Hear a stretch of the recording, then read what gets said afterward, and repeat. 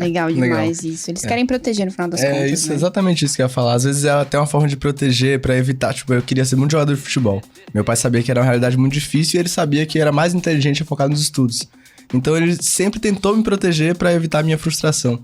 Mas às vezes as pessoas fazem isso de uma forma meio errada, né? Sim. Mas geralmente a intenção por trás é positiva. É positivo. É. Mas uma coisa que ficou em minha cabeça é que você falou que é formado em educação física, você também é atleta de Muay Thai, né? Então Sim. tem uma relação muito boa com a saúde, mas não foi no nicho de emagrecimento que você fez o seu milhão na KiwiFi, foi no nicho de renda extra, né? Sim, o nicho de Então, renda extra. por que você saiu desse nicho, né? O que é que te fez ter resultado em um e não no outro? Cara, o nicho de emagrecimento é um nicho muito bom, mas ele é um nicho que se sofisticou muito mais rápido do que o nicho de renda extra. E o que me marcou muito foi uma coisa que o Igor Neves falou uma vez, que se você perguntar para 10 pessoas o que elas preferem, se elas preferem perder 5 quilos ou se elas preferem 10 mil reais naquele exato momento, eu poderia realizar um dos dois. Essas 10 pessoas provavelmente aceitariam os 10 mil reais. Então isso ficou muito na minha cabeça, porque eu criava algumas copies de emagrecimento e era muito difícil de vingar, por conta do nível de sofisticação do mercado. E renda extra, uma oferta bem feita ali, no nível de sofisticação hoje tá subindo, mas você consegue ainda fazer muito dinheiro com coisas mais simples. Então eu falei, vou ir pra renda extra, que o jogo tá lá. E graças a Deus virou e hoje eu só trabalho com renda extra. Mas assim, quando você vendia... Aliás, quando você se afiliou ao produto de emagrecimento, você já fazia tráfego ou você trabalhava no orgânico?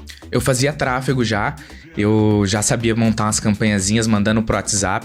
Mas eu comecei mesmo criando Instagram de nicho, que é difícil. Eu tiro o chapéu pra quem consegue fazer a parada no orgânico, porque é muito difícil. Foi uma das coisas que praticamente me fizeram abandonar, foi por bem pouco, a questão do marketing digital, porque eu comprei um curso onde ensinava a fazer a questão orgânica. E aí todo dia eu fazia 3 postagens, seguia uma quantidade de pessoa e deixava o link e oferecia para as pessoas e não vendia de jeito nenhum. Foi quando eu me interessei mesmo no YouTube e comecei a querer estudar e aprendi a fazer tráfego pro WhatsApp. Falei, vou ver se isso aqui dá certo. Coloquei 10 reais e aí quando eu vendi o meu primeiro kit lá de negócio, acho que 5 potes lá, que eu falei, caramba, hoje vai gastar 20 reais e eu já vendi aqui 197, olha que bacana. Falei, e eu demoro, sei lá, eu trabalho o dia inteiro na obra aqui pra ganhar 90, 100 reais. Falei, nossa, eu ganhei em minutos falando com a mulher, porque eu dei sorte, a primeira cliente eu peguei uma mulher bem segmentada, ela já queria comprar o produto. Eu falei, caramba, isso aqui dá certo. E aí foi nesse momento que você começou a pivotar para infoprodutos, sites encapsulados. Foi aí eu comecei... Teve um rapaz no meio do caminho que me falou sobre essa questão de PLR, que podia comprar algum produto com direito lá fora e traduzir aqui no Brasil. E eu comecei a me interessar nisso e comecei a acompanhar os top do mercado. E aí eu falei, preciso ir pro infoproduto para ter o meu produto, ter a minha comissão, porque não fazia sentido.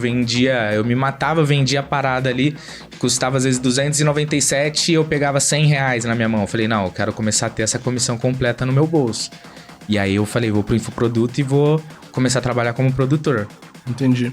E dentro do mercado de PLR, que é pode-se dizer que é a sua especialidade hoje, que é o que fez você virar o jogo. Sim. O que é que você diria, assim, que te fez ter resultado com PLR? Peraí, já encontrou uma especialidade, hein? Não, é porque só ele não acredita. Ao decorrer do episódio, vocês vão encontrar mais. A gente já viu de cara no início. Cara, é verdade quando falam pra você não tentar reinventar a roda. O jogo já tá rolando há muito tempo. Os caras já criaram os scripts, os caras já estão rodando isso há muito tempo, já estão fazendo dinheiro há muito tempo. Já testaram, Já testaram, eles já gastaram muito dinheiro. Então, quando você tenta fazer algo novo, você pode acertar, ser um cara que acertar ali, da noite pro dia, você ganhar muito dinheiro, mas é muito mais difícil. Então, o que eu vi eu falei, o que tá dando certo? Qual é o nível de sofisticação atual? Então, eu com os meus amigos, a gente pega os produtos mais escalados e mais rodados, a gente modela eles, a gente melhora a questão, o nível de sofisticação dele, a promessa do produto, a gente melhora ela, melhora a copy tira os pontos fracos que tem naquela VSL, melhorando ela e põe pra rodar. E normalmente, se uma VSL tá rodando de uma forma boa, tá bem escalado da forma que tá, quando a gente põe a mão, a gente melhora 2, 3 vezes mais, consegue escalar 2, 3 vezes mais do que já tava rodando com um mecanismo mais sofisticado do que tava antes. Entendi. E quais foram suas maiores dificuldades lá no início, quando você começou a vender infoproduto e começou a, sei lá, ter contato com um universo totalmente novo, né? Que é esse do tráfego na época. Quais foram suas maiores dificuldades? Bloqueio. O tio Zuki machucava. Era bloqueio um atrás do outro. Inclusive, você comentou com a gente nos bastidores que você zerou as contas. Zerei. Eu peguei conta da minha irmã, da minha mãe, da tia, da minha esposa, de todo mundo, em menos de um mês. E assim, eu era muito impulsivo, então eu fazia a parada, eu levava bloqueio, eu já logava a outra conta e fazia tudo igual eu tinha feito. E levava bloqueio, é óbvio. Não conhecia nada de anti-detect, não sabia que não podia rodar com Wi-Fi. E cara, é terrível. Essa é a pior coisa pra quem tá começando. Toma cuidado com a contingência, faz devagar. E eu vou falar aqui o bilhete que eu coloquei no meu mural dos sonhos quando eu tomei muito bloqueio, que eu parei, eu respirei, peguei um papel e eu escrevi: seja frio e calculista, sua anta. E coloquei na minha frente, em cima do computador, pra eu conseguir ver aquilo e falar. Toda vez que eu tava sendo impossível, eu lia e falava: seja frio e calculista. Respira, se você não tiver com paciência, desliga o computador e faz amanhã. Não faz nada com a cabeça quente. Se você receber um bloqueio, não repita os mesmos passos, porque você vai receber o bloqueio novamente. Então essa foi a maior dificuldade, os bloqueios. Legal você dizer isso, porque as pessoas começam e tipo, a primeira dificuldade elas param. E aí não funciona. Marketing digital não funciona, tráfego pago não funciona nada. A galera tá muito acostumada com a parada do é muito fácil, é muito simples. E não é. Eu concordo. Era muito mais difícil quando eu acordava 5 horas da manhã pra dar personal, saía do personal, ia pra obra, saía da obra. Depois quando eu fazia faculdade, eu ia pra faculdade e depois ia pra casa. Aí depois acabou a faculdade, eu saía da obra, eu ia sem tomar banho pro treino de Muay Thai, treinava e depois eu voltava pra casa. Então era muito difícil. Mas assim, o marketing digital, ele é simples, mas ele não é tão fácil quanto pinta ser. Porque vai de pessoa para pessoa. Eu não posso vir aqui e falar, o marketing digital é muito fácil. E aí tem uma pessoa que tem um pouco menos de autodidata, não sei assim, ele não pega bem, igual eu. Eu demorei para virar o jogo no mercado. Ele vai se frustrar e vai falar, todo mundo fala que é tão fácil e eu não consigo fazer isso aqui virar. Então vai com calma, vai no seu tempo, seja você o seu próprio adversário, tenta melhorar 1% a cada dia. Que esse 1% que você melhorar já vai fazer a diferença. Não precisa se iludir com... é fácil. Você pode sim estudar e quando você começar a aplicar, você acertar no primeiro produto, ganhar múltiplos 6, 5, 7 dígitos. Pode acontecer, mas pode acontecer também de você estudar 2, 3 anos, quando você começar a aplicar, tudo dá errado, que foi no meu caso. Então, vai de pessoa para pessoa. Ou seja, seja frio e calculista. Seja frio e calculista. Legal você trazer essa mentalidade de aprimoramento e pé no chão, né? Frio e calculista. E aproveitando que você trouxe essa questão de bloqueio, é uma dúvida que muitas pessoas têm, a galera que tá no início e tá começando a aplicar. Então, respondendo o que deve estar na cabeça da galera, como é que você lida com os bloqueios? Tendo mais contas para anunciar. E querendo ou não, no início, você não vai precisar ter 10, 20 contas de 20 perfis para anunciar. Você precisa ter 5, pelo menos. Sem 5 perfis, se você achar uma oferta boa para trabalhar como afiliado, se você criar uma oferta boa, se você tiver menos que 5 perfis, quando você tomar seu primeiro bloqueio, você entra em desespero. Então, foi entender como funciona e estudar, investir em mim mesmo. Eu comprei, sem dúvidas, eu acho que eu já gastei mais de 10 mil reais em cursos.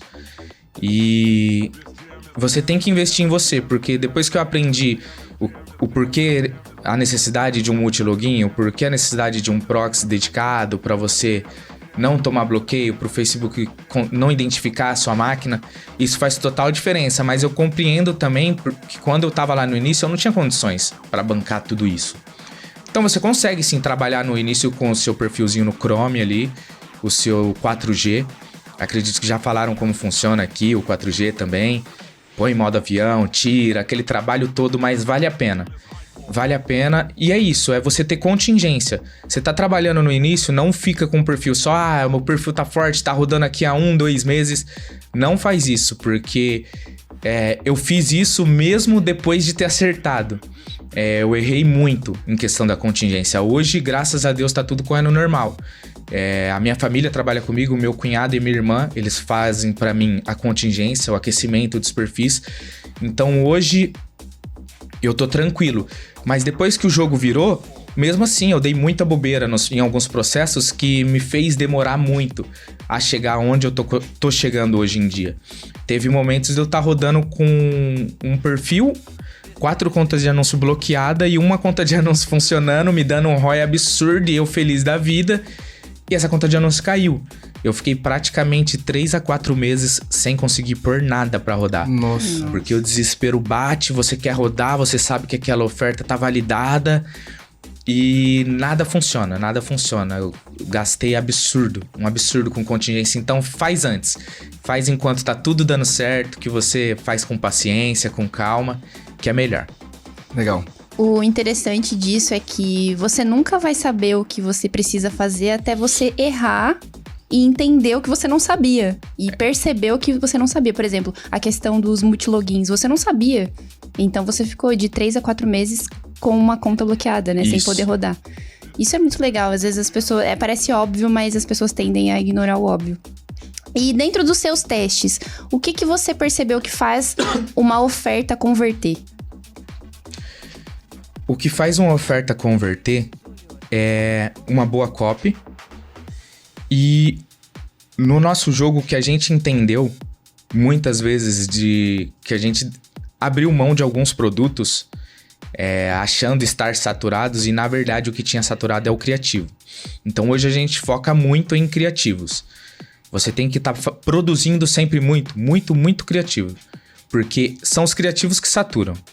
E normalmente, quando uma oferta para de vender, e é a primeira vez que ela para de vender depois de algum tempo, não abandona esse produto, é o seu criativo. Mas eu fiz 10 criativos e nenhum deu certo, faz mais 10. Se nenhum dá certo, faz mais 10, porque esse é o jogo, o criativo.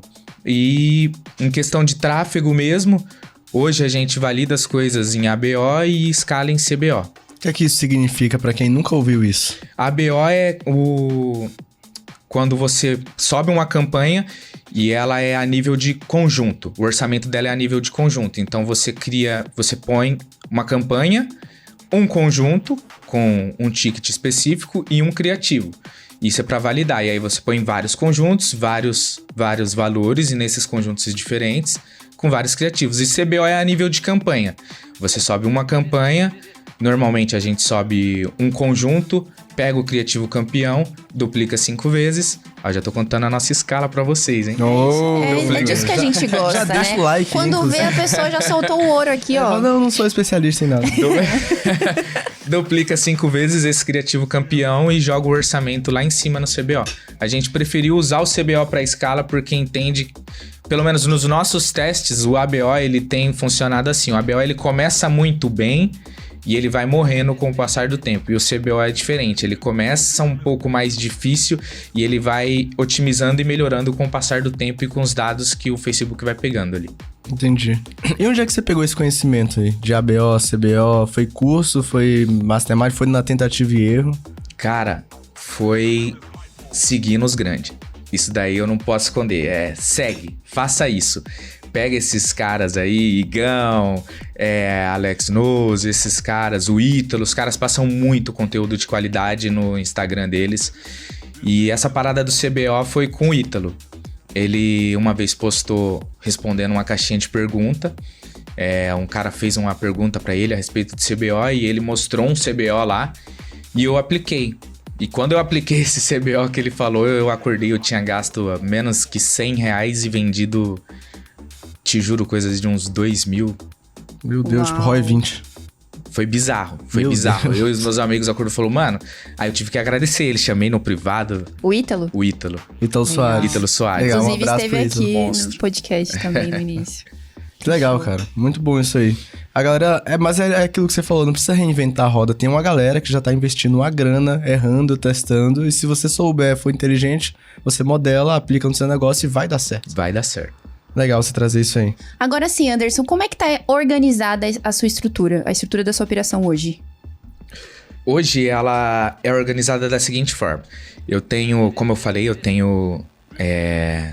a minha família trabalha comigo, que é a minha irmã e o meu cunhado. Tô ensinando eles a área pra seguir comigo aí. Legal. Se Deus quiser, logo mais uma grande equipe. E sou eu, mais o meu amigo Fábio Sagaz, um abraço. E Wanderson, o monstro, o preto. E hoje somos só nós dois. Eu tenho o cara que faz a minha recuperação. É um monstro. Depois eu vou falar a respeito da recuperação e a importância, Legal. que é o Marcos Mamprim. Depois eu até passo pra vocês pra poder pôr o arroba dele, que o cara é sensacional. E tá assim, dessa forma. Nós trabalhamos da seguinte forma. Cada um faz uma coisa. O Fábio, hoje, ele é o cara do network. Esse meu parceiro, ele tem network, ele tem uma lábia muito boa e ele conversa com muitas pessoas grandes do mercado. O Wanderson é o cara da criatividade e do design. Ele consegue mexer em página absurdamente e nas copies, geralmente quem faz a escrita das copies é ele também. De nós três, ele é o melhor. E eu sou o cara que faz a validação dos produtos e das escalas. Eu geralmente, eles fazem essa parte e o engraçado é que sempre é assim. Quando a gente tenta mudar, dá algo errado. Cada um faz a sua parte, aí quando chega no final eu faço o teste, eu procuro, porque não é, às vezes, o mesmo tipo de escala não vai funcionar em todos os produtos. Então você tem que ir fazendo diversos testes de escala dentro do Facebook. E eu que faço essa função. E aí quando eu acho a escala correta pro produto, eu passo para eles e a gente escala. E assim vai, eternamente. Então, só pra eu entender, vocês têm, então, produtos que vocês trabalham juntos no mesmo produto. Isso. É isso? Isso. Ah, legal. Porque a gente já entrevistou pessoas aqui que, apesar de trabalharem juntas, tinham produtos diferentes, não é isso? Não, Cada a um gente tinha uma trabalha- estrutura diferente de tráfego, inclusive. Entendi. A gente trabalha juntão mesmo. Cada um com o seu, mas a gente trabalha junto. Entendi. E essa divisão de responsabilidades foi algo que surgiu naturalmente? Ou, olha, eu já tenho esse background aqui, não, eu já sei disso aqui, então vamos jogar pra lá. Foi naturalmente, a gente se conhecendo, a gente começou a entender a parada. Geralmente, quando o Wanderson tá lá criando as páginas e eu tento dar uma ideia, fica uma merda. Aí eu falo, não, deixa pra você.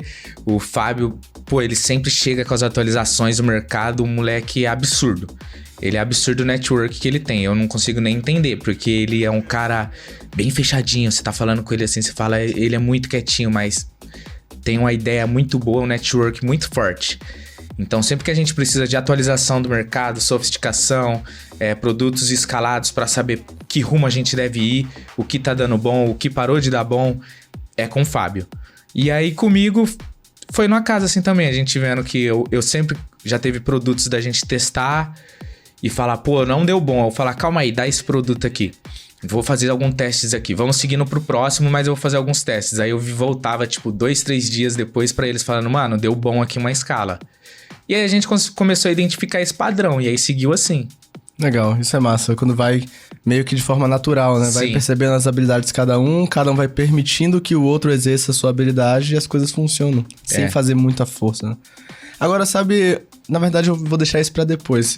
Pra eu não perder o fio da meada, você falou que queria falar um pouco sobre recuperação de vendas, que é algo que eu percebo que cada vez mais as pessoas estão falando.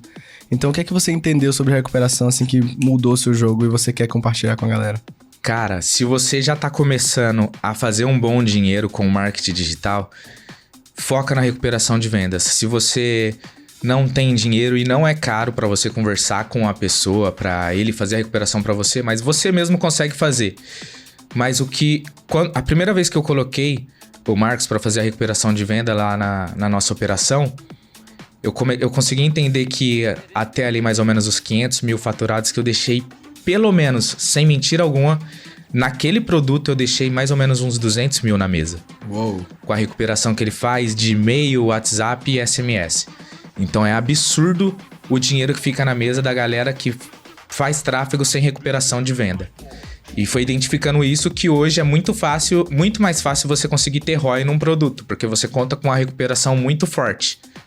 E assim, dá para você mesmo fazer, mas não é a mesma qualidade do que uma pessoa que tá ali só para isso, né? Então eu recomendo muito. E tem a questão também das ferramentas que hoje em dia já tem específicas para recuperação. Exatamente. Recentemente a gente conversou com o Lorenzo, ele trouxe bastante conhecimento sobre ferramentas de automação para recuperação de venda, né? Dentro de um ecossistema de estrutura. É especialista em infraestrutura digital. Exatamente. É muito importante. Agora sim, olhando para trás, Anderson, o que você enxerga que te impediu de ter os resultados que você tem hoje? Overdose de conteúdo é um deles. É muito importante que você aplique cada vez mais do que você estuda. No começo eu tive muita overdose de conteúdo, porque a internet, ela tem muitos lugares, não é só o infoproduto, o perpétuo que vai te dar dinheiro. Tem o dropship, tem lançamento. E essa overdose de conteúdo foi o que me dificultou muito no começo. Mesmo depois de estar fazendo algum dinheiro, eu sempre via algo mais encantador do que eu estava fazendo. E eu só passei a ter resultado de verdade quando eu foquei e falei, não, eu vou focar só nesse ramo de estudo aqui, e além de estudar, eu vou aplicar mais do que eu estou estudando. E passei a aplicar mais do que eu estudava. Aplica 3 vezes mais do que você estuda. Isso Entendi. É legal. E o que você enxerga o que te impedia de aplicar? Porque isso é uma coisa que eu fico imaginando que todo mundo, em algum momento da vida, dá uma procrastinada na hora de aplicar alguma coisa que tá estudando. Uhum. Então, o que você consegue enxergar com clareza o que te impedia de aplicar imediatamente que você tava estudando? Medo. Eu tinha muito medo. Medo de quê? Medo de não dar certo no começo. Porque, como eu falo, eu vim de uma família muito humilde. Muito humilde. Tipo, nunca faltou nada não pra gente, mas eu tinha muito medo porque eu sou casado, eu já tenho 2 filhos. Inclusive tem o terceiro vindo, a Valentina. Na barriga, mais um mês e meio. Mais uma. Quando esse podcast sair, ela vai estar com a gente. Já vai estar com a gente. Então eu tinha muito medo porque tinha muito em jogo. Eu tinha a responsabilidade de um pai de família. Então eu falava, mas como que eu vou aplicar essa parada aqui se eu tenho que pôr dinheiro? Foi aí que também, eu ia esquecer, faz parte da história. Teve um determinado momento que tava muito difícil. E eu vejo a galera muito falando, o que eu faço pra erguer o caixa? Aí muitas pessoas falam só de fazer tráfego pra negócio local. E eu acho isso bacana. Mas, se você quer alguma coisa, mete a cara, vai pro Sinal vender alguma coisa, vai vender uma água, vai vender uma bala. Eu vendi brigadeiro no Sinal. Quando faltou dinheiro tava muito apertado as coisas e eu não tinha mais dinheiro pra pagar a gasolina, pra fazer meu treino e pra continuar fazendo os testes e pra continuar rodando. Eu comecei a fazer brigadeiro em casa e eu vendia no semáforo, eu vendia em frente à faculdade. E então, E foi muito bom a época que eu vendi, porque a galera pensa que não, mas o povo na rua, ela tá disposta a te ajudar. Eu nunca pedi nada, eu sempre me vesti bem arrumado, fazia o meu brigadeiro e saía pra trabalhar, não saía pra pedir nada. E vendia os brigadeiros e sempre voltava vazio, porque era bom. Eu sei fazer um brigadeiro. Agora fiquei curioso, cara. É mesmo, Sandy?